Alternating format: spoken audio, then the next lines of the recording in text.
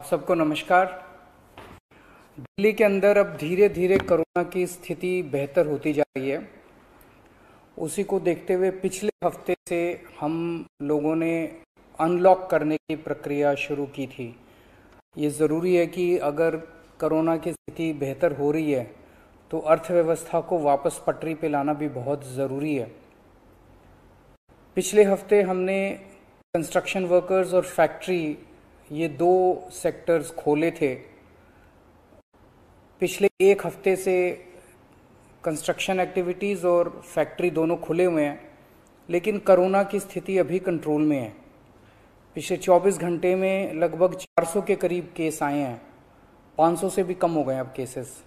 400 के करीब केसेस आए हैं और 0.5% के करीब पॉजिटिविटी बची है, संक्रमण दर बची है। तो स्थिति काफ़ी कंट्रोल में है और भगवान करे ऐसे ही कंट्रोल में रहे। तो ये वाला जो लॉकडाउन पिछले हफ्ते ऐलान किया था वो सोमवार को सुबह 5 बजे तक है। उसके आगे भी लॉकडाउन जारी रहेगा, लेकिन काफ़ी सारी और एक्टिविटीज़ में रियायत दी जा रही है, उनको खोला जा रहा है। एक तो जितने बाज़ार हैं, मॉल्स हैं, उनको खोला जा रहा है ऑड इवन के बेसिस पे, कि आधी दुकानें एक दिन खुलेंगी, आधी दुकानें दूसरे दिन खुलेंगी, आधी दुकानें एक दिन, आधी दुकानें दूसरे दिन। 10 बजे से सुबह 10 बजे से शाम को 8 बजे तक, दुकान नंबर के हिसाब से, ऑड इवन के हिसाब से दुकानें खोली जाएंगी। दूसरा, जितने दिल्ली में सरकारी दफ्तर हैं, उन सरकारी दफ्तरों में ग्रुप ए ऑफिसर्स जो हैं वो 100% काम करेंगे और ग्रुप बाकी उसके नीचे वाले जो हैं वो 50% काम करेंगे। लेकिन जो एसेंशियल सर्विसेज में काम करने वाले कर्मचारी हैं वो 100% काम करेंगे और हर एचओडी डिसाइड करेगा कि किसको एसेंशियल सर्विस कहना है और किसको 50% करना है और किसको 100% करना है। जितने प्राइवेट ऑफिसेज हैं उन सभी प्राइवेट ऑफिसेज में 50% मैन पावर के साथ वो खोले जा सकते हैं और लेकिन कोशिश करेंगे कि ज़्यादा से ज़्यादा लोग वर्क फ्रॉम होम करें और अपने प्राइवेट ऑफिसेज कोशिश करें अपने टाइम को स्टैगर करने की, कि ताकि सब लोग एक साथ सड़क पे ना आए।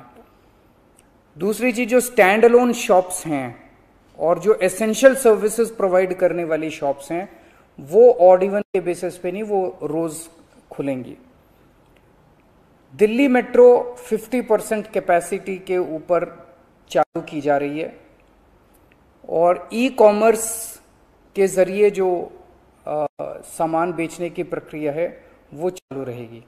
तो मोटे मोटे तौर पे ये चीज़ों की रियायत दी जा रही है और मैं उम्मीद करता हूँ इसके बाद देखेंगे कि आने वाले हफ्ते के अंदर भी कोरोना की स्थिति अगर काबू में रही तो और कई सारी एक्टिविटीज़ को फिर उसके अगले हफ्ते खोलेंगे। थर्ड वेव कहा जा रहा है, एक्सपर्ट्स कह रहे हैं कि थर्ड वेव आएगी। कब आएगी, कितनी भयावह होगी, इसके बारे में किसी को कोई जानकारी नहीं है। लेकिन एक जिम्मेदार सरकार होने के बाद नाते हमारी जिम्मेदारी बनती है कि उसकी पूरी तरह से हम तैयारी करें, ताकि अगर थर्ड वेव आती है, अगर बहुत भयानक होती है, तो सरकार उस वक्त जनता के लिए तैयार हो। इसकी तैयारियां पूरे जोर शोर से दिल्ली सरकार के अंदर चल रही हैं और कल लगभग 6 घंटे तक मैंने 2 अलग अलग मीटिंग ली, एक्सपर्ट्स के साथ बात की, जिन ऑफिसर्स ने अभी कोरोना के दौरान काम किया था उनके साथ बात की। हमने 2 कमिटीज़ बनाई हैं, उन दोनों कमिटीज़ के साथ मैंने बहुत डिटेल में चर्चा की। एक चीज़ हम लोगों को ये तय करनी थी, इस बार कोरोना की जो पीक आई थी, मतलब एक दिन में मैक्सिमम कितने केस आए, लगभग 28,000 के करीब केसेस आए थे एक दिन में, 22 या 23 अप्रैल के आसपास। अगली पीक कितनी हो सकती है, तो ये तय किया गया कि अगली पीक 37,000, एक्सपर्ट्स के साथ बात करके, ऑफिसर्स के साथ बात करके, सबके साथ बात करके, कि 37,000 पीक मान के इसकी तैयारी शुरू की जाए। इसका मतलब ये नहीं है कि अगर इससे ज़्यादा की पीक आएगी तो हम तैयार नहीं हैं, हम उसके लिए भी तैयार हैं, लेकिन एक तरह से 37,000 के बेस के ऊपर अगर हम तैयार हो गए तो फिर अगर उससे भी कहीं ज़्यादा पीक आती है तो उसकी भी तैयारी हम लोग, उसकी भी, अगर 37,000 की तैयारी हमारी है तो फिर मान लीजिए और ज़्यादा आती है तो उसकी तैयारी तो होगी उसके लिए हम ज़्यादा तैयार हो पाएंगे। तो 37,000 को एक तरह से बेस माना जा रहा है। 37,000 की पीक की तैयारी के हिसाब से अब सारे कैलकुलेशंस किए जा रहे हैं कि अगर 37,000 की पीक आती है तो कितने बेड्स की ज़रूरत पड़ेगी, कितने आईसीयू की ज़रूरत पड़ेगी, कितने उसमें से बच्चों वाले होने चाहिए, कितनी ऑक्सीजन की ज़रूरत पड़ेगी, ये सारी चीज़ें, अब कितनी दवाइयों की ज़रूरत पड़ेगी, ये सारी चीज़ें अब कैलकुलेट की जा रही हैं। एक पीडियाट्रिक टास्क फोर्स अलग से बनाई गई है।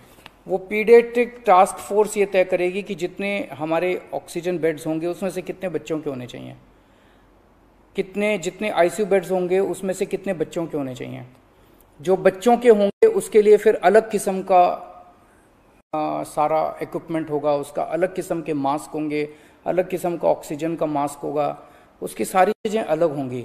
वो पीडियाट्रिक टास्क फोर्स बना दी गई है कल, वो अलग से अपनी तैयारी करके अपनी रिकमेंडेशंस देगी।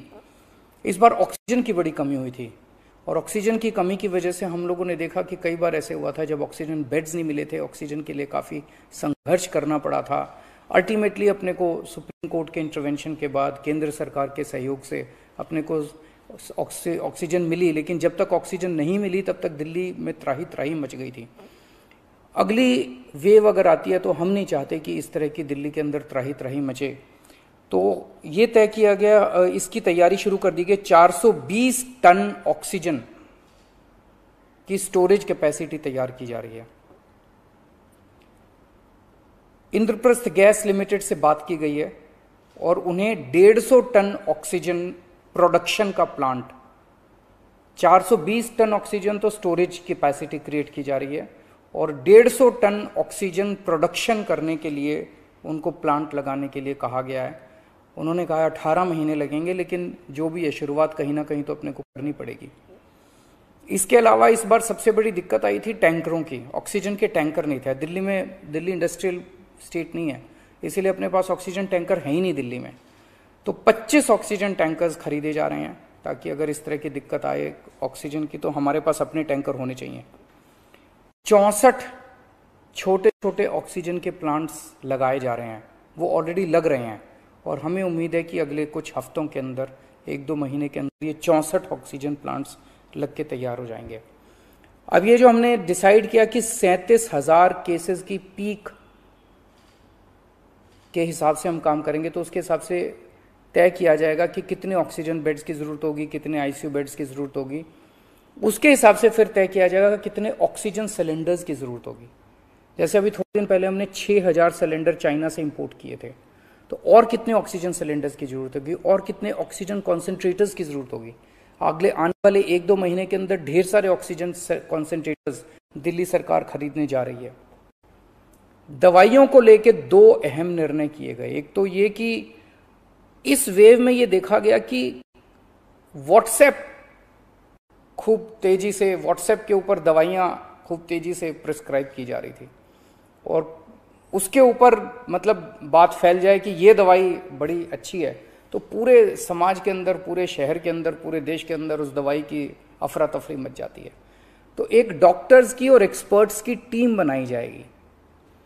अगर किसी दवाई की डिमांड होती है तो वो डॉक्टर्स एग्जामिन करके बताएं कि इस दवाई से कोरोना में फायदा होगा कि नहीं होगा।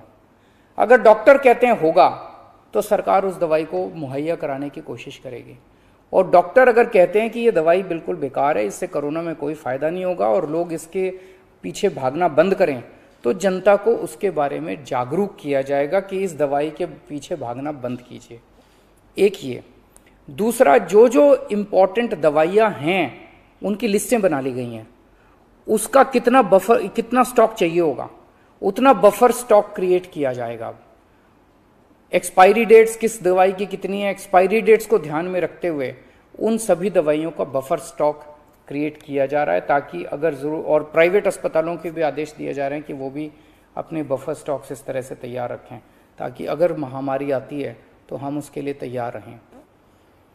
इसके अलावा 2 जीनोम सीक्वेंसिंग लैब्स बनाई जा रही हैं LNJP हॉस्पिटल में और ILBS में, ताकि हमें भी पता रहे कि दिल्ली के अंदर जो भी वेरिएंट आ रहा है वो वेरिएंट कौन सा वेरिएंट है, पुराने वाला है या कोई नया वेरिएंट आ गया है, और हमें इस बारे में क्या एहतियात बरतने की ज़रूरत है, हम एक्सपर्ट से पूछ सकते हैं।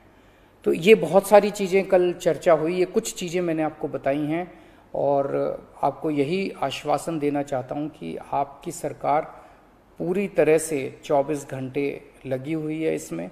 मैं उम्मीद करता हूँ कि अब कोई तीसरी वेव नहीं आनी चाहिए, उसके पहले हम कोशिश करेंगे अपने लोगों को वैक्सीनेट कर दें, लेकिन अगर तीसरी वेव आती है तो लोगों को तकलीफ़ नहीं होनी चाहिए, इसके बारे में हम पूरी कोशिश करेंगे। नमस्कार।